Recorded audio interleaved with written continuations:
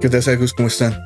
Hoy vamos a reaccionar a un video llamado El blanco y negro en el manga explicado, más que una decisión artística, de Soy Fry. Básicamente vamos a ver por qué es que se mantiene ese estilo hasta el día de hoy, de blanco y negro. Vamos a ver qué nos dice Fry.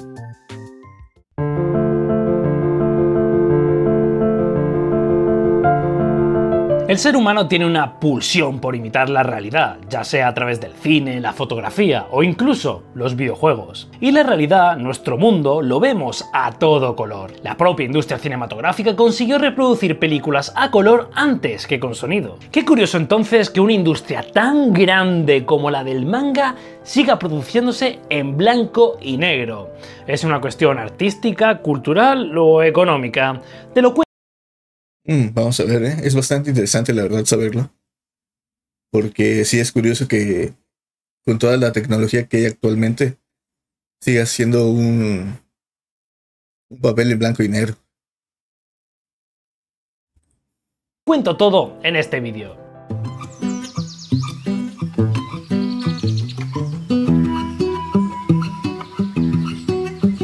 Durante la Segunda Guerra Mundial, el mayor entretenimiento que tenían los soldados japoneses era el manga. Lo leían tanto soldados rasos como oficiales. Claro, no penséis que estaban leyendo algo tipo Naruto. En aquel entonces el manga eran más tiras cómicas como las que se pueden encontrar en los periódicos, con dibujos muy simples y, por supuesto, en blanco y negro. Al finalizar la guerra y con un Japón bastante roto, uno de los entretenimientos más baratos seguía siendo el manga. Y mientras el mundo veía en color, la única forma de poder mantener el manga al alcance del pueblo era seguir haciéndolo en blanco y negro. Los más Qué peor, ¿no? Después de todo lo que pasó con Japón. ¿Cómo decirlo? Bueno, es como muy feo y a la vez muy increíble, ¿no? Todo lo que pasó con Japón. El lado feo, pues obviamente por la guerra en sí, ¿no? Pero increíble por cómo actualmente es pues un país bastante estable y con un montón de avance. Jugones que me estáis viendo, y también los más viejunos, no nos vamos a mentir, sabéis cómo flipábamos antes con los juegos y las limitaciones técnicas de las consolas. Los desarrolladores hacían maravillas para saltarse esas limitaciones, como por ejemplo los Final Fantasy, los Resident Evil de PlayStation con sus fondos pre-renderizados, la niebla de Silent Hill, que en realidad estaba para poder tener más escenario sin tener que cargar todos los elementos a la vez, o el propio bigote de Mario Bros, que está ahí para indicar dónde está la boca en un sprite tan pequeñito. Pues el blanco y negro ha hecho lo mismo con el manga. La verdad que sí, es como sacarle provecho a las limitaciones. Lo que puso ahí como el cartucho, ¿no? Bueno, lo que viene en otro video fue que en el cartucho de los del Nintendo 64 era básicamente como armar el juego dentro del mismo cassette. No era tanto como el poder de la consola, sino que era el poder de la consola más lo que podían armar en el cassette del juego. La verdad que está muy loco todo eso, como aprovechar a pesar de esas limitaciones, ¿no? Como comentó lo del Silent Hill, para detener al jugador, ¿no? De cargar como tantas texturas y eso. Y aparte lo implementa también con lo que es el escenario de terror. Esta limitación de no tener disponible el color tiene como consecuencia que los artistas hayan desarrollado técnicas que no solo compensen esa falta de color, sino que han construido con ello un estilo y un lenguaje propio. Y como no, el primero que capitalizó esto fue el que es considerado el padrino del manga, Osamu Tezuka. Nació el 3 de noviembre de 1928 en Osaka. Es descendiente del famoso samurái Hattori Hanzo, fue médico, pero sobre todo es la persona que cambió la forma de hacer mangas, para bien y también para mal, como se explica. ¿What? No sabía todo eso de él. Explicaré luego. Tezuka comenzó a dibujar desde muy pequeño, inspirado por las historias de ciencia ficción y los animes que le ponía su padre a través de un proyector manual. Con 17 años ya estaba publicando su primera obra de manera gratuita para Mainichi Shimbun, uno de los principales periódicos de Japón, mientras continuaba con sus estudios de medicina. Conforme avanzaba su trabajo, iba implementando técnicas que posteriormente se convertirían en un estándar en la industria. Bastante curioso, ¿no? Les comentaba como que es bastante curioso que tenga esos dos lados, ¿no? El artístico como mangaka y el científico, por así decirlo.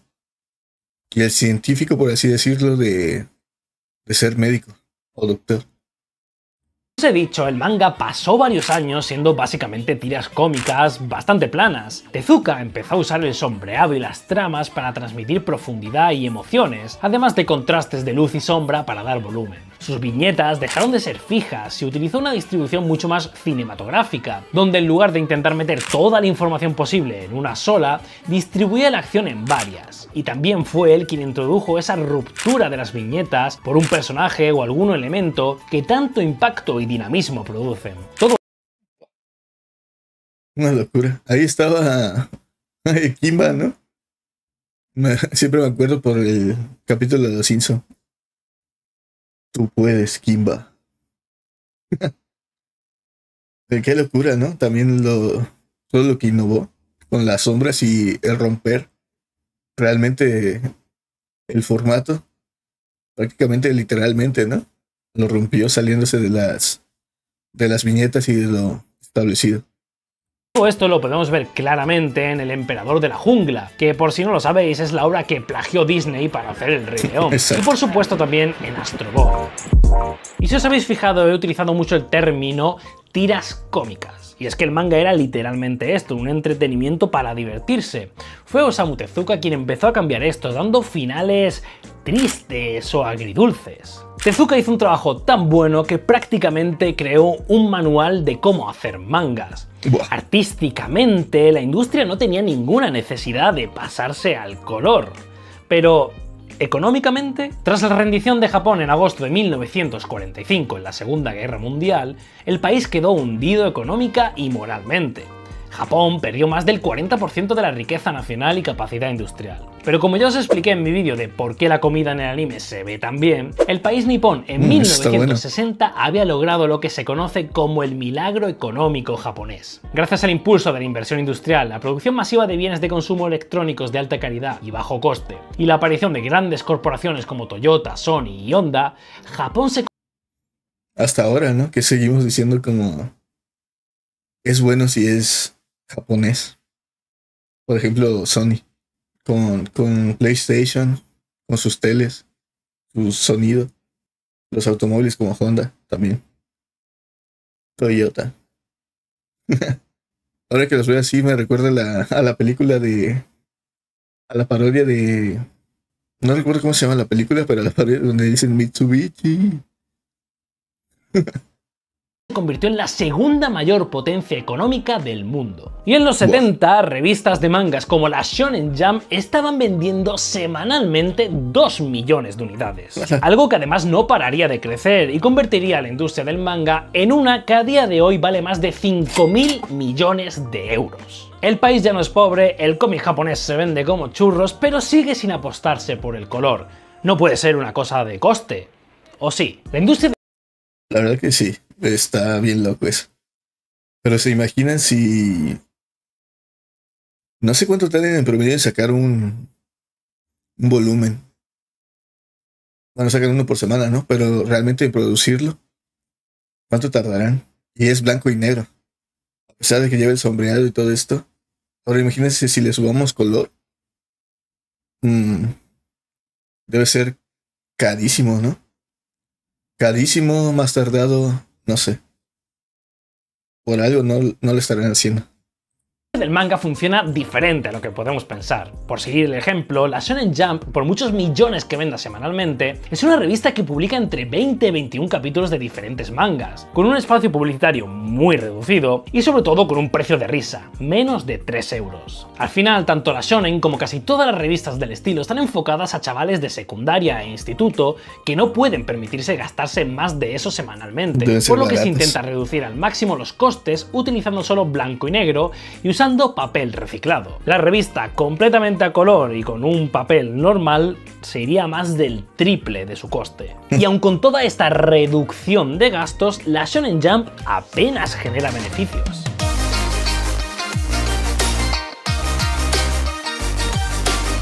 Es más un elemento de marketing para dar a conocer los mangas que se publican en ella para que luego sus consumidores compren los tomos que salen posteriormente, donde sí consiguen sacar un buen margen de beneficio. Si lo comparamos con la industria americana, la limitación económica nunca ha estado presente como para imprimir solo en blanco y negro. Además, los cómics se pagan al autor íntegramente. Suele haber... Es cierto, ¿por qué habrá esa diferencia? No lo sé. Una persona encargada del color en su totalidad y los márgenes para entregar el trabajo son bastante más amplios en comparación. Pero esto del tiempo y los márgenes os lo cuento más en profundidad un poco más adelante porque tela. En el caso del manga coreano, que tan en auge está con bombazos como Solo Leveling, comenzó imitando a la industria japonesa con impresiones en blanco y negro. Sin embargo, el auge de plataformas como Webtoon ha hecho que se migre casi en su totalidad a un formato digital, sin las limitaciones. Es cierto, ¿no? Como que aprovecharon toda la expansión de lo digital para diferenciarse. Al menos si no están todavía como al nivel de lo que es las historias de los japoneses. Al menos visualmente tienen como ese extra, ¿no? De que sea color. Aunque no he escuchado demasiados manguas, o sea, no tienen todavía su buena fama, ¿no? Limitaciones de la impresión, así que lo habitual a día de hoy es que el manga sea completamente a color. Y nos queda un último factor para entender el monocromatismo del manga: la explotación humana. Los mangakas tienen que producir entre 15 y 20 páginas semanales. Si al autor americano se le paga por todo el cómic, al mangaka japonés se le paga por página presentada. Sí, esa página que tú y yo nos leemos en apenas 2 segundos, al autor le ha costado unas 10 horas de trabajo. Aunque hay muchos autores que tienen asistentes, otros muchos lo hacen todos solos. E incluso con asistentes la carga de trabajo es bastante alta. De esto también os hablé en profundidad en mi vídeo de por qué los autores de manga no suelen enseñar su cara en público. Tiene muy buenos videos, para reaccionar después también. Este es el de la... ¿Cómo se llama? El de la novia, ¿no? El de rentar una novia. Rent a girlfriend. Ese también está muy interesante, este video. Autores sin cara. Hay que apuntarlos. Así que echadle un vistazo si queréis saber más. ¿Os acordáis que os dije que Osamu Tezuka sí que dejó una parte mala en la manera de hacer mangas modernos? Sí. Pues fue precisamente su ética de trabajo. Tezuka estaba totalmente volcado en su oficio y no paraba de trabajar. Obsesivo, tenía varios ¿no? proyectos a la vez y rara vez se saltaba una fecha de entrega. Llegaba incluso a dormir en hoteles cerca de las oficinas de sus editores para poder entregar más rápidamente las páginas. A su mujer y a sus hijos los veía como mucho 3 días a la semana. Claro, esto creó un muy mal precedente y las editoriales querían que todos los autores adoptaran esta filosofía de trabajo. Implementar color a todas las páginas con cómo está estructurada la industria en cuanto a plazos es una tarea completamente imposible. Como mucho se suele incluir alguna página a color en momentos especiales del manga. Pero vamos a imaginar por un momento que todo esto fuera posible y se pudieran generar esas páginas a color más fácilmente y dentro de los plazos que se exigen. Bastante difícil. Por lo regular en el manga lo que sacan a color es como alguna portada especial, ¿no? O algo especial, así como un capítulo 100 o algo así. El cumpleaños tal vez de tu personaje. ¿Se debería hacer?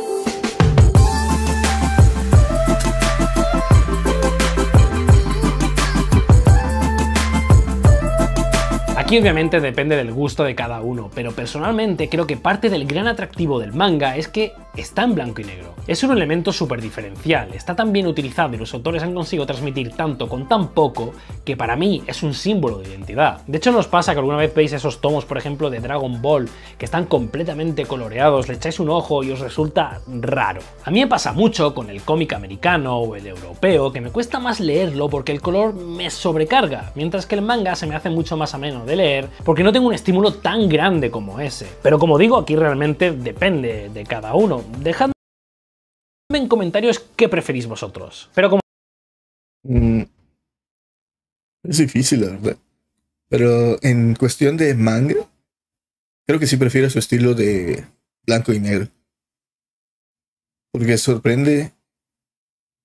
Así como se diferencia del manga, por decirlo, en colores, el manga destaca en eso, en que es blanco y negro y todos los detalles que puedes lograr, aún así con esa limitación, por así decirlo. Agregando solo sombras. Toda esa profundidad y movimientos que le pueden dar. Es como su toque especial. Como punto final tengo que decir que no estoy totalmente en contra del color en el manga. Ahora con las plataformas digitales oficiales de las editoriales japonesas se está apostando por algunas obras a color, como El chico que me gusta no es un chico, que he de reconocer que hace un uso sublime de él y le da una personalidad muy propia. Creo que ambos formatos pueden existir sin problemas y puede abrir puertas a que otros artistas expresen su creatividad de esa forma. Me hace gracia porque hay un rumor bastante extendido que dice que el manga se sigue haciendo en blanco y negro en honor a cómo lo leían los soldados en la Segunda Guerra Mundial. Pero no hay nada más lejos de la realidad. Aunque es una historia bonita, supongo. Si os ha gustado el vídeo, me ayudaréis mucho dejando un like, suscribiéndoos y sobre todo compartiéndolo con vuestros amigos. Yo soy Fry y como siempre nos vemos en el próximo vídeo. Pues es el primer video que veo de Yo Soy Fry y la verdad que ha estado increíble. Creo que iremos reaccionando a algunos de los demás videos que tiene. Están bastante interesantes también. Ustedes pues cuéntenme qué opinan de esto. ¿Preferirían que el manga siga siendo como blanco y negro? ¿O preferirían que sea a color? Y también si quieren recomienden algún manga. Y también si quieren recomiéndenme algún manga para leer. O un anime que últimamente quiero ver algo, pero no sé qué. Me pueden dejar una sugerencia de qué reaccionar, ya sea aquí en YouTube o en cualquiera de mis otras redes. Me encuentran en todos lados como Killua Psycho. Eso ha sido todo por el video de hoy, Psychos. Cuídense mucho. Chao.